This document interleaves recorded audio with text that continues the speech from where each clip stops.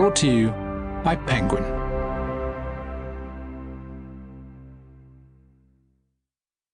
The Struggle for Taiwan by Sulmaan Wasif Khan. Read by Austin Young.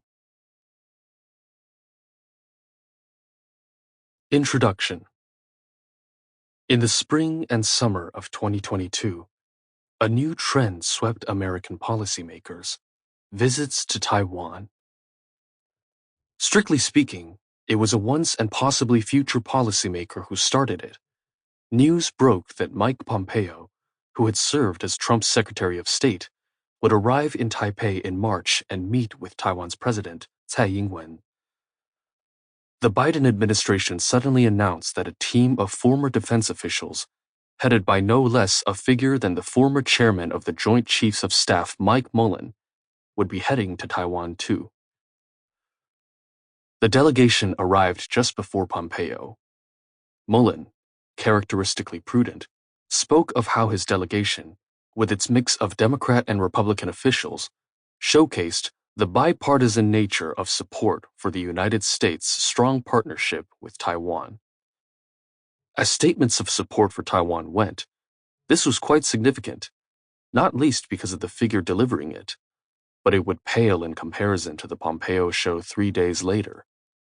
Newly slimmed down, Pompeo wore a mask in deference to Taiwan's COVID-19 regulations, and his mask sported the flags of the United States and the Republic of China, ROC, which remains to this day Taiwan's official name. "The moment," he declared in an interview with the Taipei Times, "calls for clarity, transparency, and a deep recognition of the central idea that we've all known, that Taiwan is not a part of China." The People's Republic of China, or PRC, which had long held that Taiwan was a part of China, was predictably annoyed. But it was with the announcement that Nancy Pelosi had decided to visit Taiwan that Chinese ire came to the boiling point. Pelosi had a long and distinguished record as a China hawk. She had reveled in unfurling a banner at Tiananmen Square to honor the protesters Beijing had mowed down there in 1989. And now she was set on going to Taiwan to show her support. And to make matters all the more galling, Pelosi was Speaker of the House, third in line for the American presidency. The status mattered. Threats of retaliation burst forth.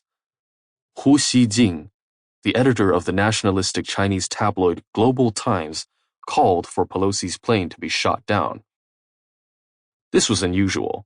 In general, Beijing has been fairly good at keeping propaganda under control. One could threaten, but only within limits. The notion of taking a plane down was taking things too far. It suggested that somehow, somewhere, the governance machine in China was not working quite as it should. The Biden administration announced that the American military was opposed to the Pelosi trip. None of this stopped Pelosi.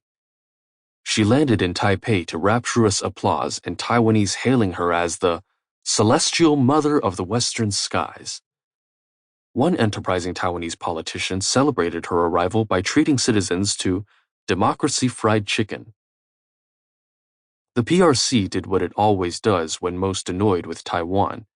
It started off another round of military exercises and launched missiles across the Taiwan Strait. And the missiles had the same effect they always have on Taiwan's behavior. They sharpened its resolve. Taiwan's authorities announced that they would hold drills of their own and that they were prepared to weather the storm. Nor did the missiles, which landed in the water surrounding the island, prove effective at stemming the tide of American officials who suddenly decided that they, too, had to visit Taipei. South Carolina Senator Lindsey Graham had already led a delegation of senators. Now came the energetic Ed Markey of Massachusetts. Eric Holcomb of Indiana made sure that state governors were represented. Pompeo returned. One began to wonder how President Tsai could possibly find time to govern while catering to the endless flood of visitors. A historian watching the situation from afar could not help being struck by the odd mix of mendacity. Sample complete. Ready to continue?